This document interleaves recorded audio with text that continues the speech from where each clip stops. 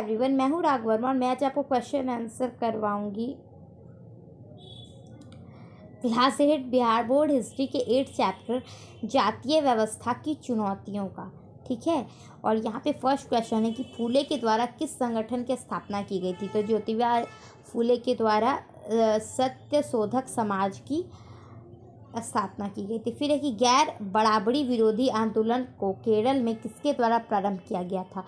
तो सारायण गुरु के द्वारा शुरू किया गया था। फिर है कि पेरियार के द्वारा कौन सा आंदोलन प्रारंभ किया गया था। तो आत्मसम्मान आंदोलन चालू किया गया था। फिर हरिजन सेवा संघ महात्मा गांधी के द्वारा किस वर्ष गठित किया गया था। तो ये 1932 में गठित किया गया था। फिर है बाबा भीमराव अंबेडकर के द्वारा किस वर्ष बहिष्कृत हितकारिणी सभा की स्थापना हुई थी। तो 1924 में हुई थी। ठीक है, उसके बाद ज्योतिबा फूले के मुख्य विचार क्या थे, इसके बारे में हमें लिखना है। तो देखोगे यहाँ पे कि ज्योतिबा फूले जाति व्यवस्था को मनुष्यों की समानता के खिलाफ मानते थे। उन्होंने जाति व्यवस्था को पूरी तरह से नकार दिया। अछूत वर्ग के खिलाफ अमानवीय व्यवहार से फूले को जाति प्रथा पर प्रबल विरोधी बना दिया था। असमानता के खिलाफ लोगों को जगाना ही उनका मूल उद्देश्य था। ठीक है, उसके बाद सेकंड क्वेश्चन है कि वीर सेलिंगम के योगदानों की चर्चा करिए। तो वीर सेलिंगम का पूरा नाम कुंडूकरी वीर सेलिंगम था। दक्षिण भारत में इन्होंने सामाजिक असमानता के विरोध में सशक्त आंदोलन चलाया। दक्षिण भारत की महिलाओं की स्थिति चिंताजनक थी, अतः इनके द्वारा महिला उत्थान के प्रति जागरूकता पैदा की गई। विधवा पुनर्विवाह, शिक्षा, महिला मुक्ति जैसे सामाजिक बुराइयों को जैसे विषयों के प्रति उनके सोच ने उन्हें समाज सुधारक बना दिया। उनकी जाति आंदोलन सफलता भी पाई थी और इनका परिणाम 20वीं सदी में चलाए गए आंदोलनों में देखा जाता है। और ये भी क्वेश्चन कंप्लीट हो गया। थर्ड है कि श्री नारायण गुरु को समाज सुधार के क्षेत्र में क्या योगदान रहा। तो केरल के एझाव निम्न जाति के जन्मे नान आसन जो भारत में श्री नारायण गुरु के नाम से जाने गए, उनके द्वारा श्री नारायण धर्म परिपालन योगम की स्थापना 1902 में की गई थी। इस संगठन के समक्ष 2 उद्देश्य थे, एक छुआछूत का विरोध करना और दूसरा पूजा, विवाह और मृतकों के अंतिम संस्कार की सरल विधि।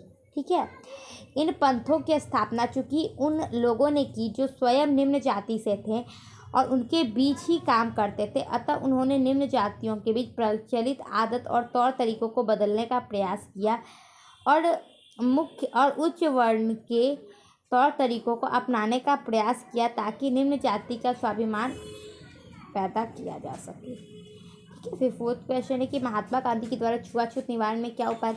अब आप सोचोगे कि मिस तो जल्दी जल्दी बस पढ़ ही जा रही हैं, रीडिंग डाल रही हैं और कुछ समझा नहीं रही। तो देखो, ये जब मैं चैप्टर पढ़ाती हूँ ना तो बहुत अच्छे से ऑलरेडी समझा देती हूँ। अगर हम यहाँ पे भी समझाने लगे ना तो जो क्वेश्चन आंसर का वीडियो 5 मिनट का होगा वो 15 मिनट का हो जाएगा, फिर आप ही उसको नहीं देखना चाहते हो। तो अगर आपको लग रहा है ना कि आपको फिर से कोई टॉपिक समझना है, कोई भी चैप्टर का, कोई भी सब्जेक्ट का, कुछ भी बस आपको समझ रहा है ना, तो आप कमेंट करना, मैं उसके लिए स्पेशली वीडियो बनाकर और आपको मैं समझा दूँगी। ठीक है, तो क्वेश्चन है कि महात्मा गांधी ने अछूतों और दलितों को हरिजन कहा। 1932 में गांधी जी ने हरिजन सेवक संघ स्थापित किया जो उन्हें चिकित्सा और तकनीकी संबंधी जानकारी एवं सुविधा पहुंचा सके।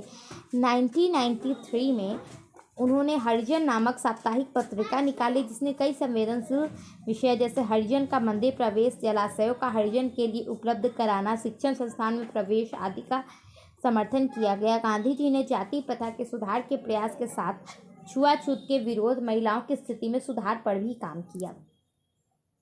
फिर है बाबा साहब भीमराव अंबेडकर ने जातीय भेदभाव को दूर करने के लिए किस किस तरह के प्रयास किए। तो यहाँ पे देखोगे कि अंबेडकर के द्वारा 1920 के दशक में एक प्रमुख आंदोलन चलाया गया।